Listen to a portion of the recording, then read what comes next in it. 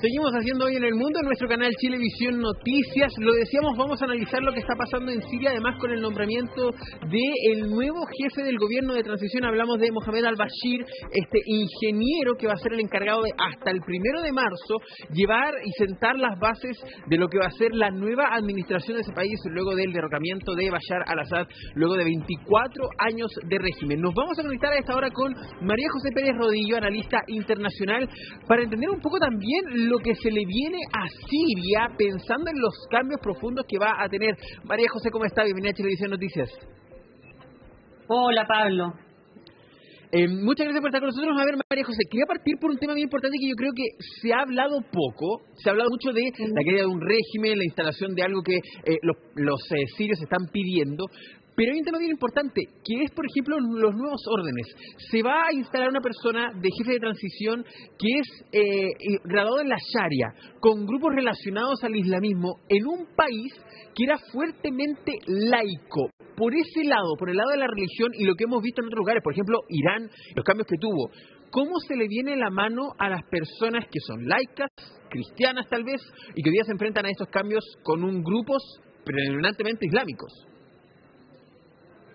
Bueno, yo creo que esa es la gran pregunta que nos estamos haciendo todos, ¿cierto? ¿Cuál es el futuro para Siria? Por otro lado, también hemos visto que el líder del grupo HTS, ¿cierto?, que ha intentado poner paños fríos a toda esta situación, me refiero a Abu Mohamed al-Yulani, ha intentado acercarse a esas minorías, ¿cierto? Como tú bien lo dijiste, Siria es un país que no tiene una historia de radicalismo o de extremismo, podríamos decir, como lo es Irán, como lo es Arabia Saudita. Tenemos una historia diferente, donde hay una minoría importantísima cristiana, del 10%, donde hay drusos, donde incluso los mismos alawitas, que son una corriente que viene del chiismo, es una corriente bastante abierta, podríamos decir desde el punto de vista occidental incluso más moderna, que obviamente no van a aceptar un régimen teocrático o que pretenda, cierto, instalar la Sharia.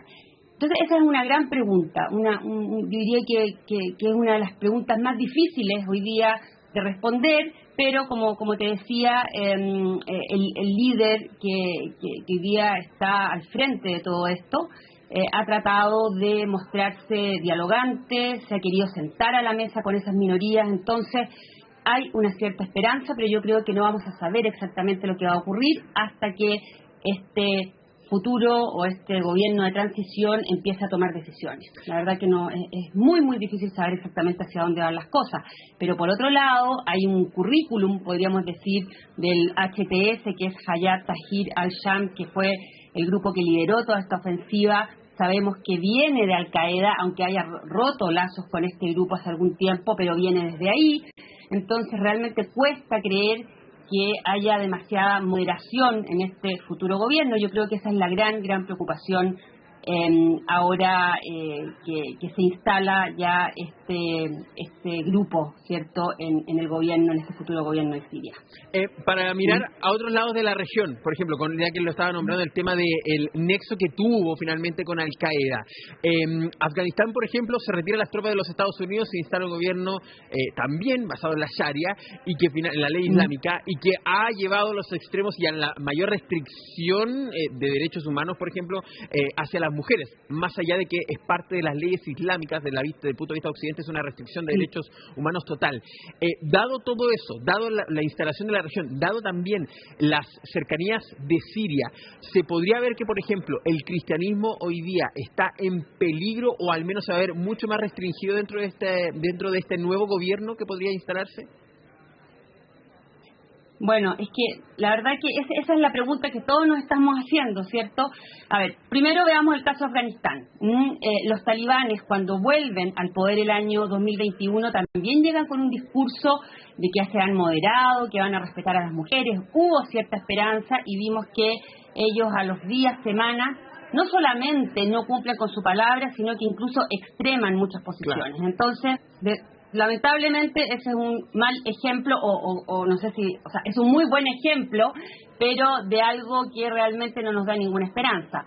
Y aquí yo creo que todavía podemos tener alguna esperanza. De hecho, yo he estado leyendo incluso testimonios o más bien reflexiones de sirios que dicen, por favor, no nos hagan perder las esperanzas, estamos demasiado contentos, estamos exultantes con todo lo que ha ocurrido y todavía tenemos derecho a esperar que las cosas puedan ser mejores para Siria. Y la verdad que mientras no veamos lo contrario, podemos llegar a pensar que este nuevo gobierno realmente pueda respetar la realidad siria, porque yo creo que aquí lo que sí nos puede dar algo de esperanza, yo no quiero que aquí ser ingenua, pero la realidad siria es muy diferente a la de otros países. Siria es un mosaico étnico y religioso. Hay una realidad muy diferente. Entonces también, si este nuevo gobierno quiere triunfar, podríamos decir, tiene que considerar esa realidad. Y esa realidad es diferente. O sea, hay cristianos,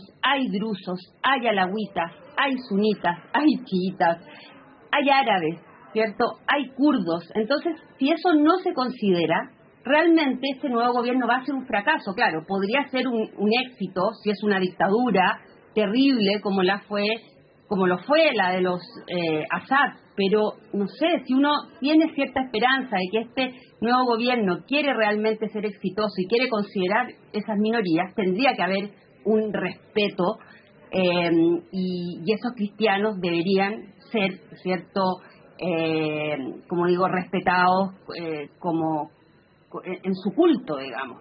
Y la verdad es que, y esto quizás es interesante, no debemos olvidar que este grupo, el HTS, que fue el que creó esta institución, el Gobierno Sirio de Salvación, que es el que de alguna manera va a liderar, ¿cierto?, esta nueva Siria, respetó de alguna manera en Idlib a las minorías tanto religiosas como étnicas. No quiero decir que haya sido demasiado respetuoso, pero sí hubo un cierto, como digo, respeto a estas diferencias. Entonces, la verdad es que yo creo que al menos podemos tener cierta esperanza todavía.